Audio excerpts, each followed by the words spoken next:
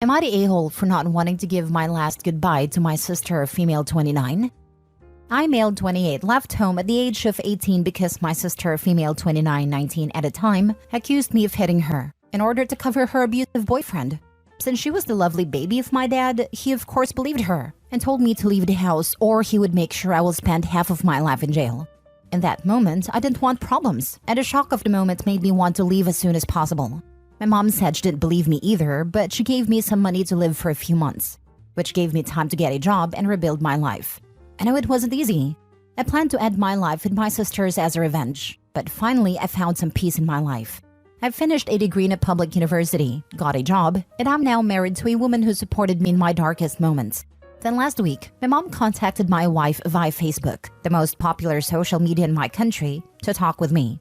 I figured since she helped me, I owe her a favor, so I decided to talk with her.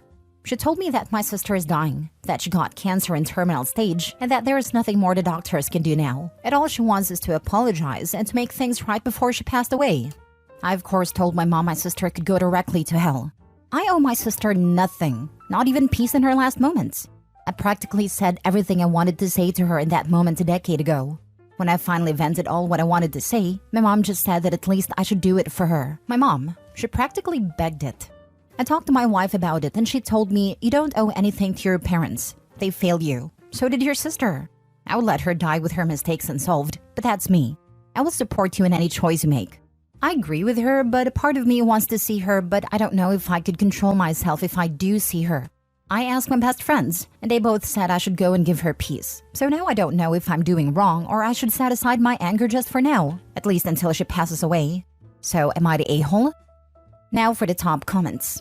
Has your sister admitted she lied to your family? Has she apologized? Has your mom or dad? If not, let them rot. You owe them absolutely nothing. Exactly this. The sister had years to apologize, and it's only now when she's afraid of smoking a turd in hell for all eternity that she's looking for absolution. This stunt is entirely for her benefit, not OP's. Yeah, it's impossible to make things right by just saying sorry. She destroyed his family life and let it continue that way for 10 years. He was thrown out in the streets with no support, so she could cover for her scum boyfriend and felt nothing. It's only now when potential consequences of her actions are looming, a one-way ticket to the fiery pits of hell, that she decides it's time to apologize. Not for his sake, but to clear her own guilt. And say let it fester in her heart, knowing that Opie gives absolutely zero crap about her and her dying wish, or the family as a whole. That he's found something better and wants nothing to do with them. Hopefully it's a painful time she has left. Not the a-hole. Not everyone deserves peace upon death in my opinion. No one is owed absolution on their deathbed. Only visit her if it will benefit you. As I said above, she's not owed peace, simply because she's dying. Her own actions cost her unrest. You only need to focus on what is best for you. I would visit her with family and her friends, just to question her on her deathbed if she has any remorse of what she did, and why it took her dying to finally come forward.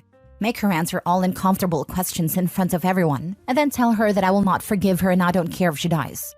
Then I'll tell the parents never to contact me again, that I don't forgive them either for how they treated me, and leave. Agreed. Plus, she's still making it all about her and what she wants. I don't care what she wants. She's trash. And karma came for her in the end. You don't owe her anything, Opie. You are owed, by her and by your parents. And your mom gets extra trash points by trying to manipulate you, as if she did some grand thing for you. Tell her she and your father can rot in hell with their golden child, but none of them are family to you. Next story. Am I the a-hole for charging my son rent? Need some advice here. My 17-year-old son has really taken off with his live streaming career in the past 6 months.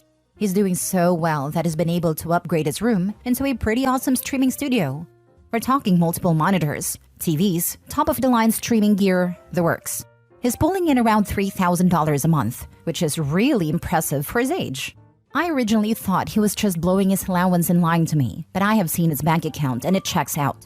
He didn't actually tell me that he was making money until I pressed him, which was weird, but he came clean and showed me his Kicks and Twitch profiles. Given his new financial situation, I thought it might be a good idea for him to start paying a small amount of rent, like $600 a month. Something comparable to what a 2-bedroom should go for, given he has 500 square feet for his room, an ensuite, and a lounge for sole use. I see it as a way to teach him about the responsibilities of adulthood and managing finances.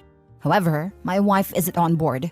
She thinks we shouldn't ask for rent, period, and that it's our job to give him a roof regardless of external circumstances.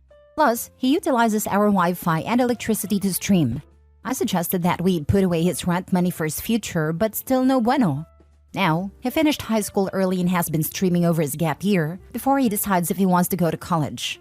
This has led to some pretty heated discussions between us, with my wife accusing me of being too harsh, not appreciating our son's youth. On my end, I feel like I'm just being realistic and preparing him for the real world. I had to pay rent as soon as I made an adult wage when I was growing up. I'm conflicted because I want to help him learn about real-world responsibilities, but I also get he's not technically an adult yet. So am I the a-hole for wanting my son to contribute a bit to the household now that he's earning his own money? Are you claiming him as a dependent? If you charge him, better take that off your taxes, bud. Very good point. Wonder if he realizes he'd need to remove him as a dependent and add rent as income. I'd like to know where you can rent a 2-bedroom apartment for $600. Right? Where I live, studios are $1,800 to $2,300. Studios. You're the a-hole. It comes across as you wanting a piece of the pie. If he were over 18, okay, but he's not. If Lil Bro was flipping burgers at McDonald's, would you be charging him? Also, since you are planning on charging him rent, I assume you'll be filing that in your taxes. He didn't actually tell me that he was making money until I pressed him, which was weird, but he came clean and showed me his Kick and Twitch profiles. That sentence is really telling. Kid probably knew Dad would get greedy if he told him how much he was making.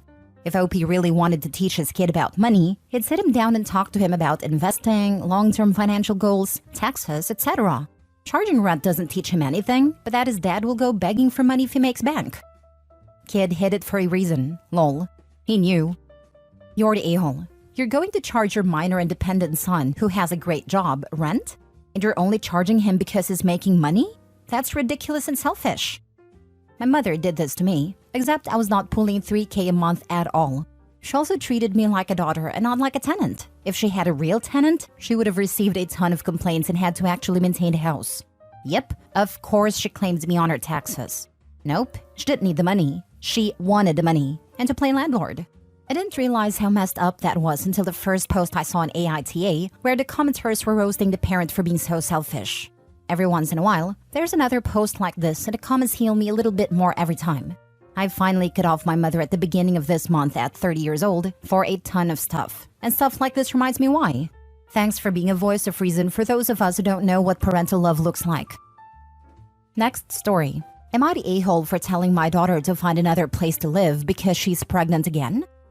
My 49 female daughter Josie, 19, had her first baby when she was 15. My husband and I were devastated at first because we knew this was going to be a very difficult path for our daughter. We did all we could to give her sex ed, but it wasn't enough and we couldn't turn back time. So all we could do was support her in what she wanted to do. My husband and I helped Josie take care of our grandson and encouraged her to finish high school. She never did because she said her priority was being a mother and she didn't have time to invest into finishing high school. We told her she would either go to school or get a job, but we weren't going to give her the option of doing neither for more than a year after she gave birth. So she got a part-time job at a hair salon. The father of my grandson, who was her age, would give her about $100 a month for baby-related stuff and would come over every couple of months to see his son. But that was all he did, although he lived in the same city as his son. A few days ago, Josie broke the news to us that she's pregnant again. The father is the same boy who got her pregnant the first time. My husband and I were mad. How can she get pregnant by that boy for the second time, when he was very obviously not consistent or helpful with her first baby? And with Josie living with us rent-free, and us having to take care of my grandson for her so she can work, go out, etc., this does not seem fair at all that she can add another baby into this mess. After a few days of thinking about it and discussing it with my husband, we decided to tell Josie to move in with the father of her children and raise the children together. She said they are not in a relationship, so they can't live together, and they wouldn't be able to afford it anyway. I told her she needs to figure something out because we, my husband and I, are not willing to raise another baby for her. She said, "You're never satisfied with anything I do. You told me to get a job, so I did. And now you're complaining that you had to raise the baby? You wouldn't have had to if I didn't have to work. I can't do both things at once, and I definitely can't raise 2 kids on my own at work. What 19-year-old can do that?" I replied, "We tried to teach you how to be responsible after your first baby, and we did all we could to be there for you. You clearly haven't learned a thing. It is not our job to keep picking up after you. So, before your baby arrives, discuss living arrangements with the father and figure something out. She has been crying and not talking to us since. She's called both sets of her grandparents to speak to my husband and I and change our minds so we can help her raise her babies. My husband's parents think we're being very harsh and punishing her for something that's already happened, which isn't helpful. They offered to take Josie and our grandson in, but Josie doesn't want to take her kids so far away from their dad.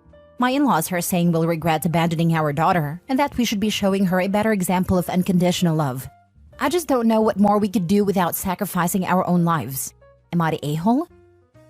Now for the top comments. Not the a-hole, and stand firm, or you'll never be able to retire because she will continue to expect your largesse. Not the a-hole. This might be terrible, but is abortion an option? She clearly cannot afford a second child. But why is it the father paying more support? He's a broke college kid. He has a job, but he has to pay his own rent and everything he needs, so I don't think he has much money to spare. The main issue to me is him not seeing his son more often, when his university is only 25 to 30 minutes drive away. It's very clear he'd rather be anywhere else than with his son, yet he can impregnate my daughter again? Fills me with rage.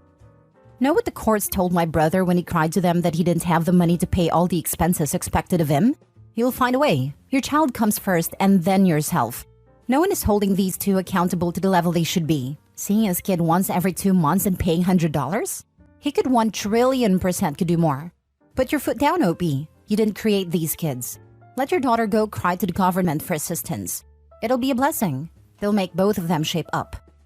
My sister-in-law did this to her mom, lived with her rent-free, baby daddy in and out of trouble with the law. Sister-in-law had 3 kids she couldn't take care of on her own, even with baby daddy's help. We kept telling his mom to set boundaries and rules, to no avail. Fast forward a few years later, mother-in-law is dying of cancer and asks her son, my husband, to take care of her sister. Yeah, big fat no.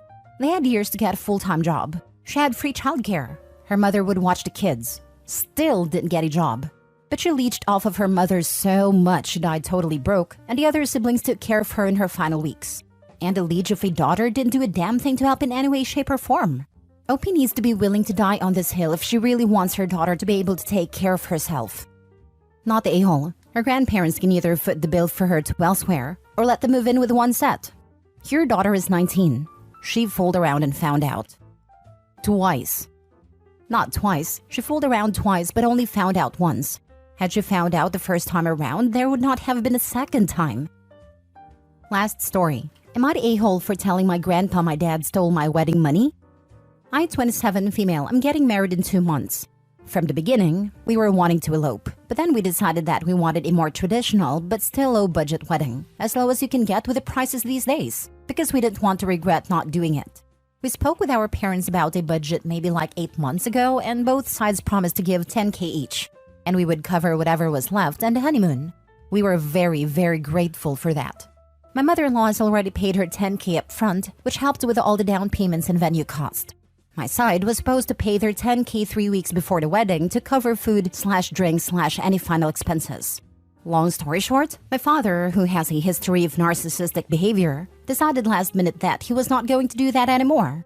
We are now 2 months out from our wedding, and he's no longer willing to pay anything. We have no savings to cover the cost. We have already paid out our parts as well. We cannot cancel due to our contract, and we rather not take a loan out. I tried reaching out to my grandpa to ask for assistance, and he told me that he already gave me over $1,000 for the wedding. I found out my dad pocketed that money. Am I an a-hole if I tell my grandpa that he stole the money? I'm afraid of causing drama and being in a worse situation. Edit, my dad said he took the money to soften the blow of helping me with the wedding, aka to help pay himself back. In his eyes, he did nothing wrong, and I'm feeling sorry for myself. Just to clear up a few things, I know $20,000 is a lot. Believe me, we paid $15,000 ourselves. We told our family from the start we wanted a small wedding/elopement, but they said we would regret it. So we decided we should go more traditional. Keep in mind, I live in a very popular city for weddings, and this is a fair price and still under the average. Also, my father is not required to pay for my wedding, but he offered since he got a huge check to his practice. If we didn't have family offering, we would have just eloped. We didn't care either way. No, you're not. But why didn't your grandfather just give it to you? Is he aware of your father's behavior? Does he have a history of doing stuff like this? My dad has a long history of this. I guess my dad called my grandpa and said, "My daughter wants help with her wedding. Can you help?" And he agreed, and my dad gave him his routing info. Then I would absolutely tell your grandpa. Tell him your dad promised you the money, and you had no idea that he even asked you for some, and now he's refusing. I would also be disappointing my father if he tried to pull this stunt. Not the a-hole. Not the a-hole. Let your dad face consequences if he stole from you. Yeah, geez. Your grandpa needs to know this, so he can avoid giving your dad money in the future, if nothing else. And who else did dad get money from? This is a great point. I would bet money he mooched money from other relatives, saying it was for the wedding and then stole that too. I really hope OP told her grandpa. Sometimes drama needs to happen. Bad people doing bad things don't stop unless people know about it, so those people can't take advantage of anyone else. I'm also assuming her mom isn't alive/around anymore since OP didn't have her berate her dad. My mom has been abused by my dad for years and refuses to get involved because she's scared of getting yelled at. She's a shell of a human after 30 years of marriage.